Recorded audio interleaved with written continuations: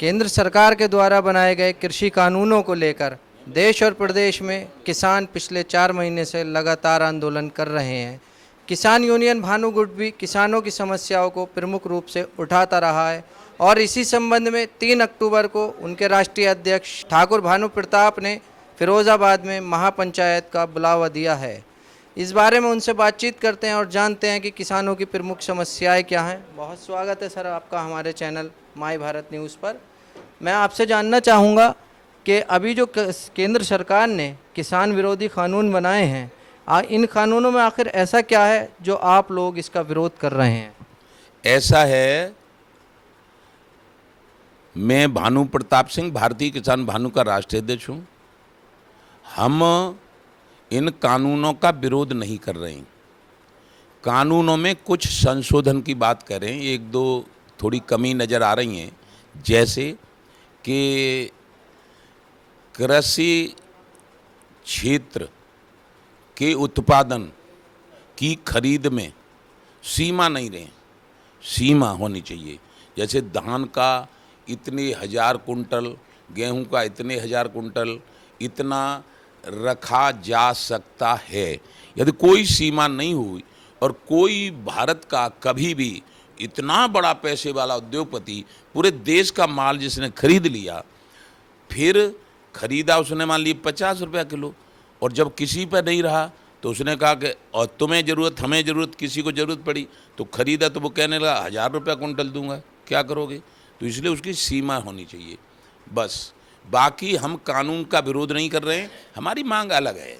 हम चाहते हैं कि 75 साल बाद किसान को आज़ाद कर दिया जाए। अभी तक जो आज़ादी है, अंग्रेज़ों को भगाने के बाद जो आज़ाद भारत हुआ है, उसमें किसान मजदूर आज़ाद नहीं है। आज़ाद वो है कि जो अपने आप काम करे और अपनी चीज़ को अपने मन के भाव से बेचे, वो आज़ादी है। हमें कहाँ आज़ादी? हम तो पैदा करें हम और कीमत लगावे सरकार, तो हम गुलाम हैं। हम पहले देश अंग्रेज़ों का गुलाम था, अब भारत के राजनेताओं का गुलाम ये किसान और मजदूर है। माननीय नरेंद्र मोदी भारत के प्रधानमंत्री हैं, यशस्वी प्रधानमंत्री हैं। माननीय उत्तर प्रदेश के मुख्यमंत्री योगी आदित्यनाथ जी हैं। इन सब से, उत्तर प्रदेश की सरकार और केंद्र सरकार से हमारी मांग है, और इस मांग को लेकर सन 11 में गए थे हम। मनमोहन सिंह की सरकार थी, फिर 13 में गए। चूँकि हमारे पूजनीय रमेश बाबा हमारे संरक्षक हैं, ब्रज के ब्रज संत हैं, प्रधानमंत्री जी ने उनको पद्मश्री दिया है, उन्होंने भेजे थे हम। और कांग्रेस ने जब बात नहीं मानी थी तो बाबा ने कह दिया कांग्रेस को हटाओ।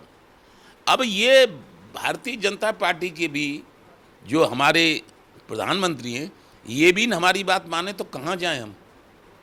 तो इसलिए हमारी बात माने, किसान आयोग का गठन करें, किसान आयोग में सभी किसान रहेंगे, राजनेता एक भी नहीं रहेगा, और किसान विरोधी नीतियों 72, 73, 74, 75वां स्वतंत्रता दिवस हो गया। आपकी बात रोकते हुए मैं यहाँ पर एक बात कहना चाहूँगा सर। जैसे कि आपने देखा कि शायद आज़ादी के बाद एकमात्र यही एक ऐसी सरकार रही है जिसने किसानों के सम्मान में किसान सम्मान निधि योजना लागू की है। इस बारे में आपकी क्या राय है? किसान सम्मान निधि योजना लागू किया, उनका हम स्वागत करते हैं, लेकिन जो हम कह रहे हैं वो पूरे देश के किसानों के आत्मा की आवाज़ निकल के आ रही है। क्योंकि किसान आयोग बिना बने देश के किसान की आत्महत्या नहीं रुकेगी। कारण है कि 20 रुपये की बोतल पानी की मिलती है, 20 रुपये की बोतल पानी की मिलती है, और धान के खेती में कितना पानी लगता है इसका कोई आंकड़ा लगाया जा सकता है? मेरा बिल, मेरा ही पंप, मेरा ही बिल, बिजली का हम दें बिल, और कीमत हमारे धान की लगावे सरकार। हम पूरा सर्वेक्षण करके कितना पानी लगा, कितनी कीमत लगी। उद्योगपति की बोतल 20 रुपये की हो सकती है, तो हमारी 5 रुपये की तो लगाई जाए। इस हिसाब से कीमत लगाएंगे हम। आपके हिसाब से फसलों का निर्धारण, एमएसपी, फसलों का निर्धारण किस आधार पर किया जाए? ये एमएसपी आखिर भला निर्धारण इस आधार पर किया जाए कि 1967 में प्राइमरी के अध्यापक को 70 रुपया तनख्वाह मिलती थी, और उस समय गेहूं की कीमत 76 रुपया थी, और आज प्राइमरी के मास्टर को 70,000 मिलता है और गेहूं की कीमत 2,000 भी नहीं हो पाई। ये अन्याय नहीं तो और क्या है? ये अन्याय किसी भी कीमत पर बर्दाश्त नहीं किया जाएगा। ये भानु प्रताप सिंह की मांग है। मोदी और योगी सरकार ने दोनों ने ही अपने चुनावी मैनिफेस्टो में ये वादा किया है कि वो आने वाले समय में किसानों की आय को दोगुना कर देंगे। क्या आपको लगता है वो ऐसा कर पाएंगे? दोगुना तभी हो पाएगा किसान आयोग का गठन है जाए और लागत मूल्य से दौड़ा किसान आयोग कीमत रखवाएगा और पूरे 47 से अब तक के कर्जे सब माफ हो जाएं, किसान बच जाएगा, किसान आत्महत्या नहीं करेगा।